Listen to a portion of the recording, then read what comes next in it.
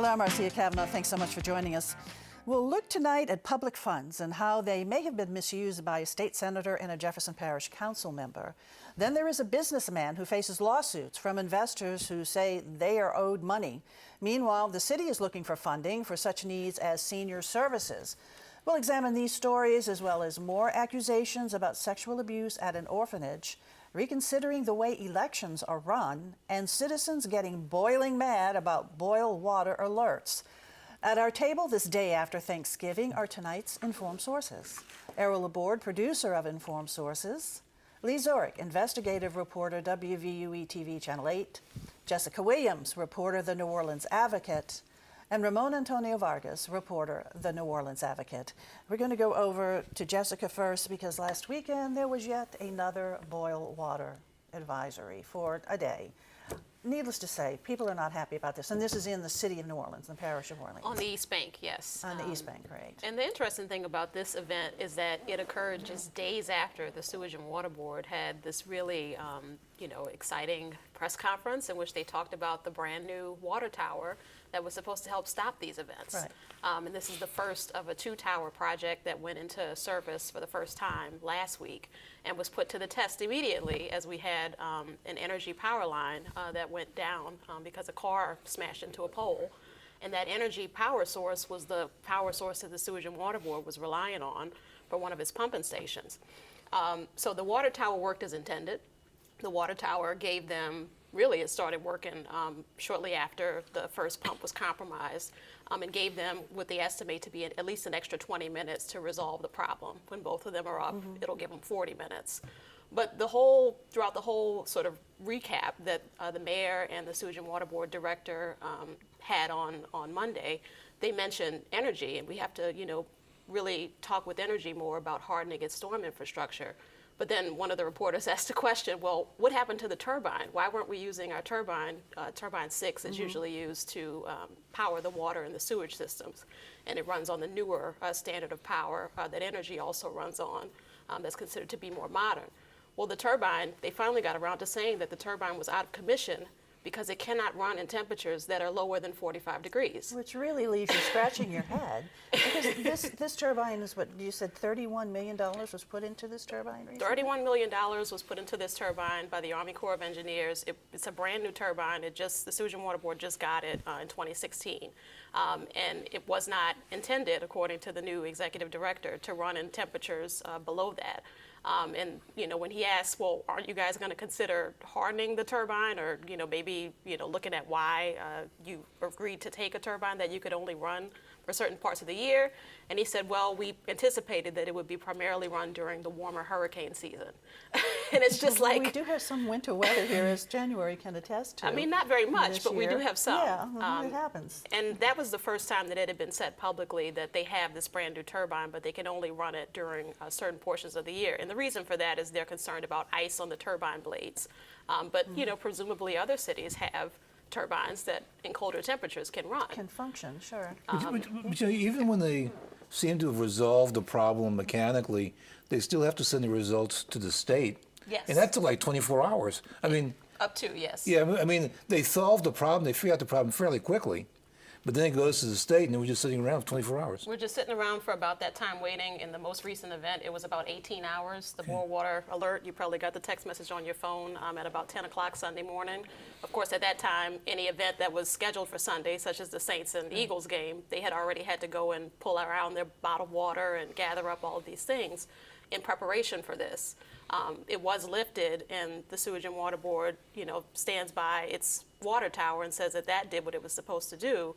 But you just have this sort of confluence of different things happening on that one day that necessitated the need for a boil water advisory. And there was also a report that there had been just one worker, maybe just one qualified worker, or perhaps just one worker, don't know, running back and forth between two buildings trying to take care of multiple problems as everything was falling apart. That was a WWL TV report, yes, and we asked the Sewage and Water Board about that claim, and they disputed it and said that while there may have been one pumping plant operator, there were several other qualified staffers that were there working on the problem. WWL, our partner, stands by its sourcing on that. And that's important to note because in the past, the Sewage and Water Board has had issues not only with its equipment, but with its staffing. Right. The Sewage and Water Board has struggled to find qualified operators for its plants. It's been, some of its more seasoned employees have started to retire, taking that expertise with them and that institutional knowledge with them. And others have been lured away by the private sector, which offers higher paying jobs. So, go ahead. I wonder if this is like hurricane evacuation warnings. Once you get them too many times, people stop paying attention to them. And I wonder if that's the same thing is going on. If people saying, "Not this again. I'm not going to boil my water." Yeah, I believe like within the last year, we've seen it at least, 4 times. If you count the October event, and then there was an event earlier this year, and people have sort of kind of gotten into the habit of it. I think we talked to some folks over the weekend who said, "Well, I just drink the water. I don't worry about this too much." And we asked the Sewage and Water Board to say, have you ever heard of an instance in which someone got sick from drinking the water? And they said no. It's really only a short time that the water pressure drops low enough so as to necessitate this precautionary measure. And for that 24-hour period, we're really just waiting to hear back from the state that the water is okay. Right, because they did rectify it pretty quickly. They got it back up at least to 20 psi, which is the minimum. Which It is the should minimum. be higher, recommended to be higher. 20 psi, the minimum, and they did reach that point, but still, the boil water Not advisory quick is still enough out to there. necessitate the Yeah. need to not have a boil water advisory. Right. Well, let's hope that they can keep that turbine warm in cold weather. Buy a lot of heaters around it or something. I mean, that's just really hard to believe that it can't function under 45 degrees. That is a surprise. And it really, speaks to the need for more redundancies, and that's Yeah. what the Sewage and Water Board staff, the revolving door of staff at the Sewage and Water Board over the last year, since we had the August floods, have said we not only need our turbines to be functioning, we need energy power, we need backup power, we need several layers of defense so that we don't have situations like And this. manpower. And manpower. too. Okay, thanks a lot, Jessica. Lee, over to you. You've been doing a series of stories, taking a look at how public monies are being spent, state senator and also Jefferson Parish councilman. Let's start first with the state senator, Wesley Bishop. Yeah, so Wesley Bishop, a state senator from New Orleans East. He works for Southern University of New Orleans, SUNO, as a vice chancellor. That's a public university. And what we found for the last 2 years, when he attended the legislative session mostly, Bishop used sick time instead of vacation time or not getting paid at his public university. And if you look at the policy at SUNO and really state law too, it prohibits you from using sick time unless what it's for. You're actually sick. And clearly he wasn't sick. We looked at all 122 days. The legislature keeps all of their meetings and everything archived online, and we literally went through tens and hundreds of hours of meetings online looking for him every day and found him there every day, all of those 122 days he called in sick. Well, he has that legislative responsibility. I mean, he's elected, Yes. he needs to show up. But the issue is him making the sick claim as opposed to annual leave. He could have taken annual leave. He could have taken vacation, certainly, or he could have not been paid. But, when you make that commitment, to do your public service, to do that job in the legislature, it comes with sacrifices. And, he, needed to make one of those sacrifices there. One of the issues here, I think, was, he was running low on annual leave. And then when you look at the legislature, really the last 2 years with all of the special sessions that they've had, he needed to be there a lot more than in a typical year. And also, there were claims of leave without pay, but he was paid for some of that. Yeah, so in 2016, he took leave without pay for most of the legislative session days. But when you looked at his timesheets, which indicated leave without pay, and then you actually look at his pay stubs, what he was actually paid, it didn't match up. And he was paid for about 31 of the days where he indicated leave without pay on his timesheet. Now, as far as the sick leave is concerned, he harks back to a 1981 Attorney General decision regarding leave, and he cites that in a statement that he sent to you. But there's some issues with There are a lot of questions with his statement. So yeah, he said, I relied on this 1981 Attorney General opinion, and that's what gave me, which allowed me to use this sick leave. But if you read the Attorney General opinion, it clearly says annual leave, which is like vacation for most of our viewers here. And there is a distinction in state law and in Southern's, handbook between annual leave and sick leave. And then also, in his statement to us, Mr. Bishop said that he only started using the sick leave when he reviewed this opinion in April of 2016.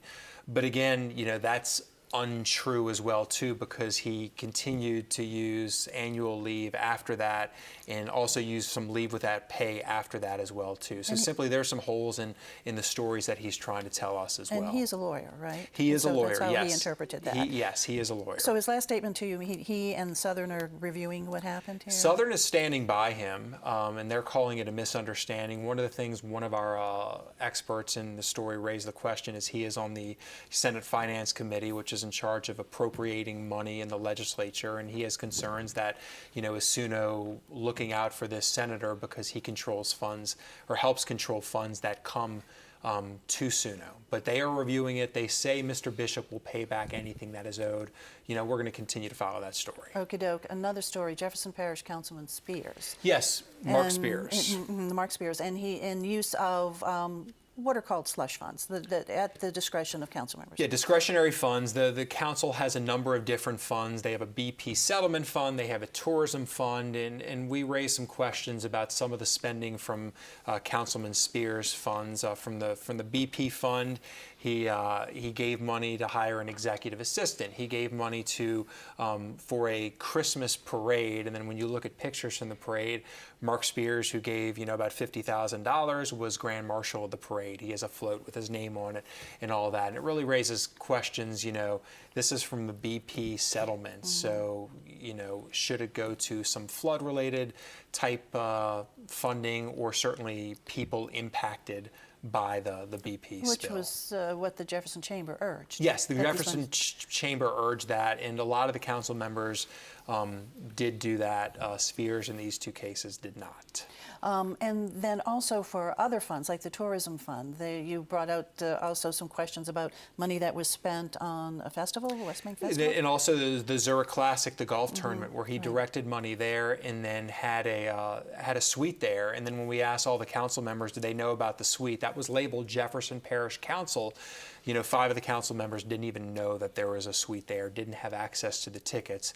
And then when we went undercover and shot video of the suite for 3 days at the Zurich Classic, and basically found Spears and his inner circle, if you will, there. And really these stories are about, more than anything, Spears and his inner circle, Byron Lee, who preceded him in the council, and some other people who seem to be, the question is certainly raised, are they benefiting from him being in office? And so what is his defense of this, of what you were finding? His defense is that other council members are spending their money in similar ways, and he wouldn't do an on-camera interview with us. Certainly some council members have given money to parades and things like that. I think the difference maker here is, who's benefiting from this money that he is, spending. Okay, well, have you touched on also another area that you've been investigating regarding judges and marrying folks? Yeah, so this is a story we've been, for about the last 6 months or so. First and Second City Court in New Orleans, the Algiers Courthouse in the West Bank, that's Second City Court. First City Court is its Civil District Court in New Orleans. And the judges there marrying people. And there are two issues here. First of all, they're overcharging for the weddings. The law says they can charge $5. The judge on the West Bank was charging $100 for a wedding. The judges on the East Bank were charging $80 for a wedding. And then the law doesn't allow the judges to keep that money. These judges were keeping that money, collecting, according to their financial disclosure form, as much as $25,000 a year. Okay, well, you keep on investigating. We will. And we will keep on yes, watching. Good. Thanks, Lee. Great work. All righty, we go now over to Ramon. And this is a situation that really has, surprised a lot of folks in town and given some concern. And this regarding a businessman, Roland von Kernatowski, owner of Tipitina's, also was involved with the Orpheum, where he has some suits against him from folks who had invested some money with him, and they're saying that they're not getting the money that they think they should be getting, or even getting their initial investment back. Sure, and the investments are being made into a company that Roland von Kernatowski runs, which is and it's called Bond Fund One, and it essentially invests. It trades in U.S. Treasury bonds, and those are supposed to be relatively safe investments. But at the at the same time, relatively recently, people are complaining that they haven't been getting their disbursements that they've been expecting, or that they had been receiving, and when they're trying to, I guess, liquidate their stake in the fund, in the company, von Kernotowski isn't turning the money over. You have a retired Jesuit priest by the name of Anton Lynch, who outright accused him of running a Ponzi scheme, which of course involves is a ruse where you get quick returns, really as an investor, but and it's not really your investment in any real product. It's right. For money from later investors kind of coming in, and eventually that collapses. And you have one person who's gone so far in a federal lawsuit to say that that's what's happening here. Von Kernotowski denies any wrongdoing and says that it's just it's a misunderstanding, and the people don't understand the company that they invested in. But reading the papers that are supplied in the lawsuits, the plaintiffs certainly claim that they do have a good understanding of what they invested in, and are accusing either him of mismanaging it or straight up ripping them off. Okay, there's also word that maybe Tipitinas might be on the board? Yes, and that was the advocate asked him if he was, in light of all this, going to sell what is likely his most visible asset, which is Tipitina's very renowned music club in town. And he said he's considering it, but and didn't rule it out. And of course, our partners at WWL TV, David Hammer in particular, broke that I think Galactic is one group. They're reason to think that there may be other interested sellers, but who's in the front running to do that, or who's closer at closing something, von Kernotowski knows and hasn't said. We should mention this is the man, he and his wife, who are very much respected in the community, especially for redeveloping the Orpheum Theater, which is almost a personal project. You hear stories about them personally being in there and doing a lot of the painting, and then developing South Shore Harbor, and then Tipitina's. Absolutely, and one of the things that he cited is you have one person accusing him of saying, look, once I refinance some building projects, I'll get you your money back and I'll let you cash out of the company. But that person says, I didn't invest in building projects. I invested in treasury bonds. Yeah. So. And also, he's no longer associated with the Orpheum. That is correct. According to our partners at WWL TV, he is no longer involved with the Orpheum. Okay, all right. Thanks a lot, Ramon. Errol, over to you. There's some talk about maybe getting rid of what they call the jungle primary. Going back to what it used to be and changing it from what it used to be at the time was seen as a reform. And so now reforms kind of go full circle. Back until the 1970s, whenever there was an election in Louisiana, the system was that you had a Democratic primary and a Republican primary. And up into the 70s, there were very few Republicans, but and so the Democrats would run against Democrats, let's say for governor or for mayor, and the Republicans would run against the Republicans. And then if no one got a majority, there'd be a runoff, and then the winners from the two parties would meet in the general election. So what happened is that very seldom was there a Republican runoff, because there's just really not enough Republicans. Democrats had to fight their way out, and I think one guy who realized this was Edwin Edwards. When he ran for governor, I think there were like 10 people that ran, and so you go through this big battle, and all of a sudden you have to go into a costly runoff, and then you have to go into a general election. They didn't mind it too much as long as the Republicans weren't gaining any ground, but as increasingly over time, Republicans were getting more and more votes. And so people were seeing this as like, the Republicans don't have to do much here, but yet they're getting close to winning. Yeah, we have to do all this fighting, and it's getting kind of dicey. And so they changed it to the open primary system, and what recently is called the jungle primary system, where everybody runs in the same pot. Democrats and Republicans, they all run at the same time, and the two highest vote getters go into a runoff, and that's the winner. The problem that people are starting to point out, and it was brought to mind in the recent Secretary of State's election, where you had a whole bunch of Republicans that ran, and you had two Democrats. And the way, if you look at the two Democrats at their votes, it could have been possible that those two Democrats, and the Democrats only got like 30% of the votes statewide, could have gotten into the to the runoff. It could have been a runoff against two Democrats, even though the majority of voters were voting Republican. And so the voters would have had an overwhelming Republican voting base would have had to have chosen between two Democrats. And so they're saying, you know, we really probably need to go back to the old system, the way it is. Who's pushing this? Well, so far the chairman of the state Republican Party is. There's some Democrats are favoring it. There's a possibility it would take a change of the legislature before it to happen, but it's being debated again. It's an important issue. Okay, all right. Thanks a lot, E. Going back over to Jessica right now, and city budget discussions under that. I mean, the city has to have its budget by December 1st. Is that By December 1st. so? What's it looking like? I mean, the mayor has put out some programs out there that she really wants to see supported: Clean City NOLA, the Sobering Center, different things like that. But then we're losing some money because she's also saying some of the traffic cameras are coming down. We're anticipated to lose about $4 million because of the decision to remove or run for less time some of the city's traffic cameras. And the mayor has proposed, interestingly, instructing NOPD to write tickets under state law, which allows them to reap higher penalties from residents in order to recoup about $500,000 of that money. And she also wants to beef up the meter maid team, parking enforcement personnel in the neighborhoods in order That's to going to make everybody so happy.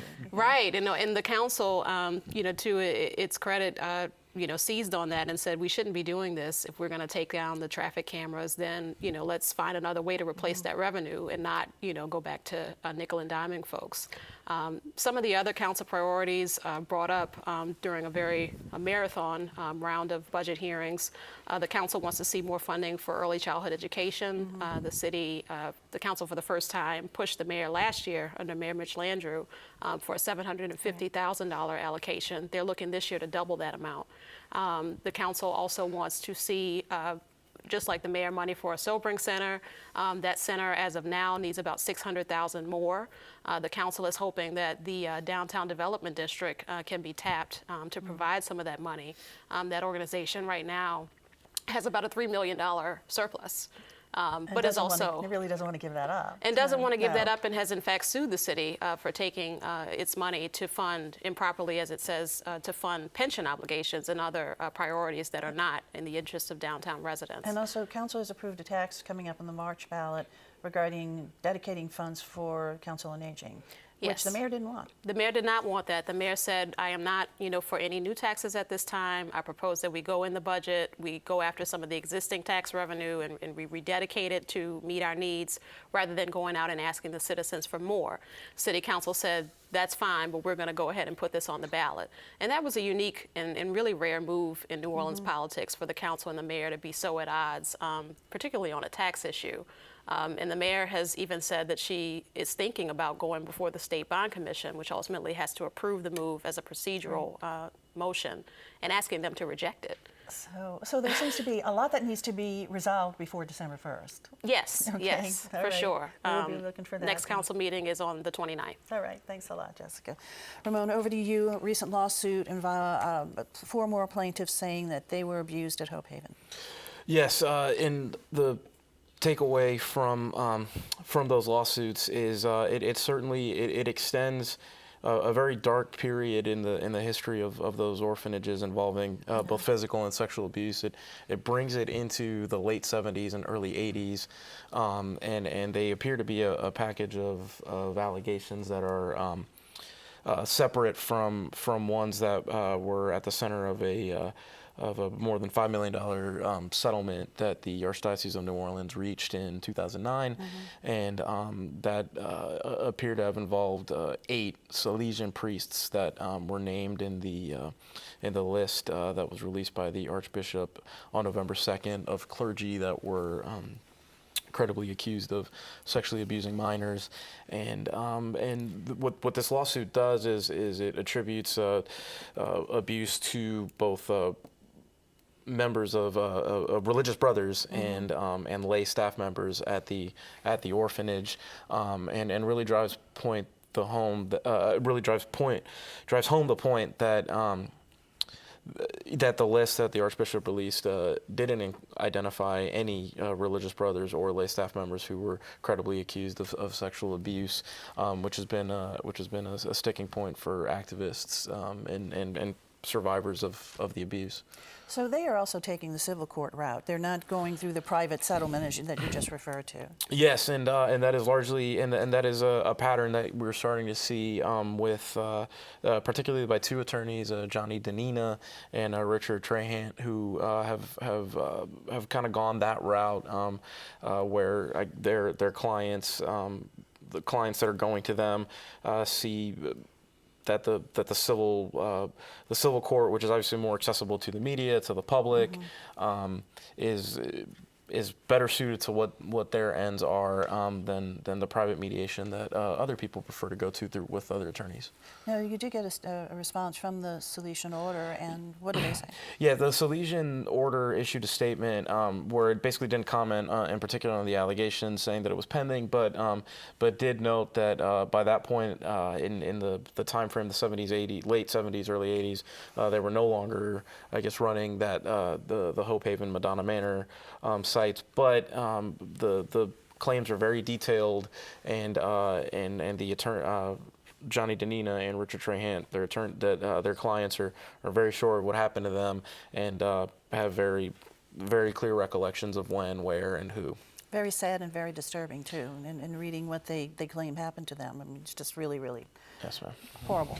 All right. Thanks a lot, Ramon. Time to look ahead. Okay, if you're like me and don't like noisy restaurants, you might want to be aware a new company called Soundprint has developed an app that can measure noise in restaurants. In their preliminary list of the 9 quietest restaurants in the New Orleans area are Bayona, Brennan's, Carrollton Market, G.W. Finn's, Restaurant Revolution, Restaurant Filippo, the Bombay Club, and the Court of Two Sisters. The non-quietest? The 9 quietest. Quietest. Oh, the quietest ones. Okay. restaurants. All right. We'll keep that in mind. Lee. Hard to top Errol. That's pretty good, huh? That is good. All right, we've done stories over the last couple of years, medical waste on healthcare providers, insurance companies overcharging people for prescription drugs, and it was all based off this pharmacist who we hid his identity. Well, coming up next month on Fox 8, this pharmacist now feels comfortable after a new federal law to show his face and introduce himself to our viewers. So that will be coming up on Fox 8 in December. Okay, we'll be looking for that. Jessica? Next month, voters will be asked to consider just the latest in a long list of proposals to fix the Sewage and Water Board, and that is to bring a city council member back to the Sewage and Water Board. And we've got the Bureau of Governmental Research that has come out against that move, and of course, folks who are in support of it say that it will have some better accountability on the board. All righty. Ramon. Several groups, including the ACLU and Miguel Elias's law firm, are targeting a state rule requiring students to have a social security number to participate in high school athletics. It looks like they haven't been enforcing the rule necessarily, but there was a memo that it was going to become a point of emphasis. And they're against it, obviously, because they argue that it discriminates against undocumented immigrants. And we are out of time. Thanks, guys, for being here. Thank you all for watching us, and we'll see you again next week for Informed Sources. Have a good weekend.